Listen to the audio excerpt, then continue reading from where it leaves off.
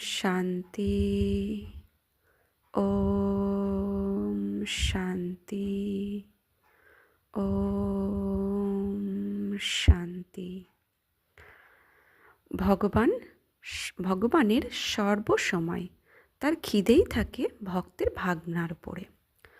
ভক্ত কতটা ভাবযুক্ত হয়ে তার সাথে স্বচ্ছতার সাথে বার্তালাপ করে তারই খিদে থাকে। কেননা ভগবানের সন্তান সমস্ত জগৎকুল। তাই ভগবান তার সন্তানের ভাষাও দেখে না, শিক্ষাগত যোগ্যতাই দেখে না, শাস্ত্রগত যোগ্যতাও দেখে না। সে ভক্তের ভাবনা দেখে, আর সর্বদাই তার খিদেই থাকে ভক্তের ভাবনার ওপরে। তাই চলুন আমরা একটা গল্পের মাধ্যমে বুঝি যে ভগবান সবসময় ভক্তের কাছ থেকে কি চাই। ফলমূল চাই, নাকি ভালো পোশাক চাই, না সুন্দর মন্দির চাই? সে সর্বদাই ভক্তের মনরূপী মন্দিরে যে ভগবানকে বসিয়ে রেখে সর্বদাই তার সাথে বার্তালাপ করে, তারই খিদে ভগবানের থাকে, তারই চাহনাত ভগবানের থাকে। কি করে চলুন একটা গল্পের মাধ্যমে বুঝি। এক রাখাল রোজ মাঠে গরু চড়াতে যেতেন। অনেক গরু নিয়ে গরু চড়াতে যেতেন। তো গরু চড়াতে গিয়ে তার তো আর কোনো কাজ থাকতো না। তাই সে সমস্ত গরুর পালকে ওই মাঠে ছেড়ে দিয়ে এক গাছের নিচে বসে উপরের দিকে তাকিয়ে ভগবানের সাথে বার্তালাপ করত, ভাবের আদান প্রদান করত। তো গরুর পাল ছেড়ে দিয়ে উপরের দিকে তাকিয়ে ভগবানকে বলতো, হে প্রভু, তুমিও ওপরে একা বসে আছো, আমিও নিচে একা বসে আছি। তুমিও আমাদের মতো গরুর পালকে ছেড়ে দিয়ে উপরে একা বসে আছো, আমিও গরুর পাল ছেড়ে দিয়ে এই নিচে গাছের নিচে জঙ্গলে একা বসে আছি, বাগানে। তো এসো আমরা দুজন গল্প করি। তো তুমিও একা আমিও একা, তুমি ওপর থেকে নিচে নেমে এসো, আমরা দুজন গল্প করি।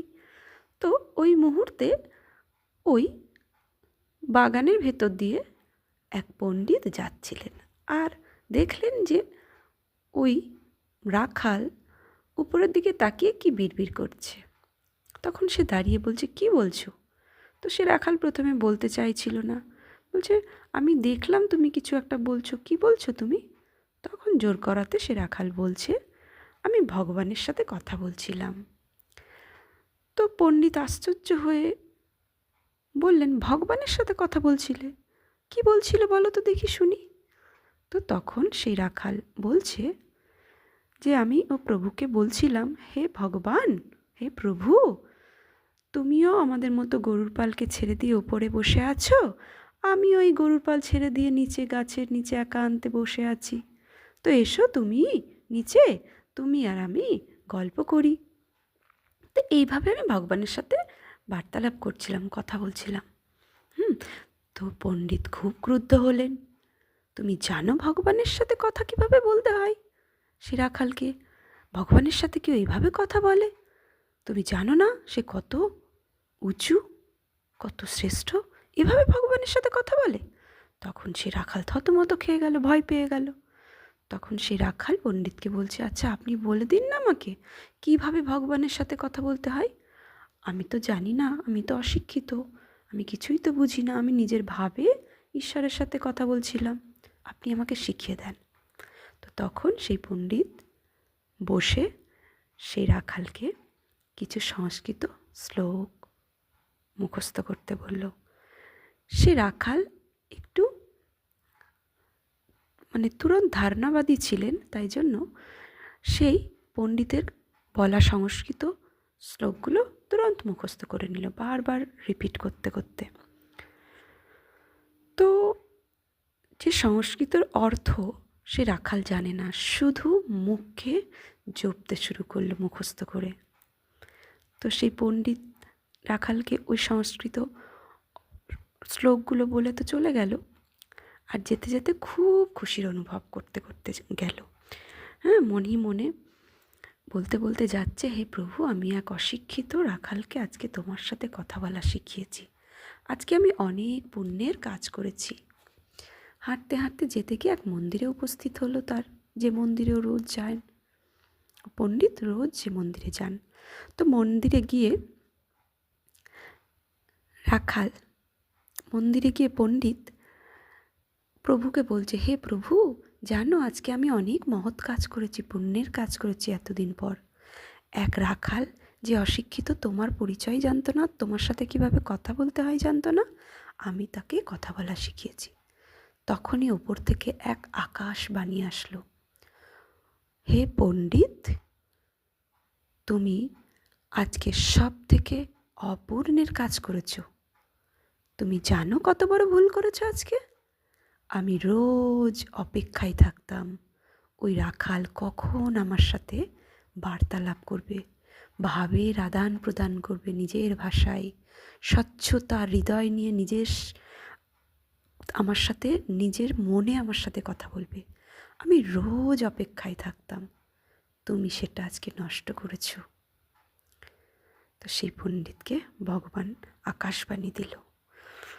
তো এভাবেই আমরা ভগবানের সাথে কিছু শাস্ত্রের কথা রটনা, যেটা আমি মুখে রটেই যাচ্ছি, অথচ তার সাথে মনের স্বচ্ছতা সাফাইয়ের সাথে ভগবানের সাথে যে আদান প্রদান করা ভাবের, সেটা নয়। সেই সংস্কৃত শ্লোকের না সে মানে জানে, না সে বুঝলো যে এটার অর্থ কী। তো সেই কারণে সে শুধু জপতে হয়, মুখে রটতে হয়, তাই রটে যাচ্ছিল।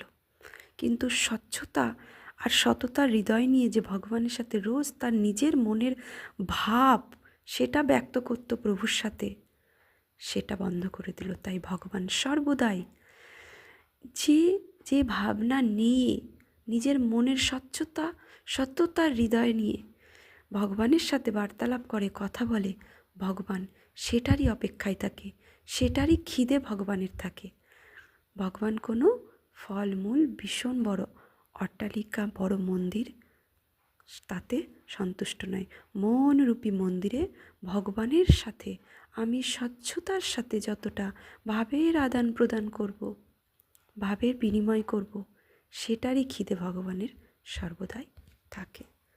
আচ্ছা, ভগবানকে পেতে গেলে কোনো সংস্কৃত শ্লোকও মুখস্থ করতে হয় না, কোনো ভাষাও জানতে হয় না, কোনো শাস্ত্রের কথাও কণ্ঠস্থ করতে হয় না। আচ্ছা, ওম শান্তি।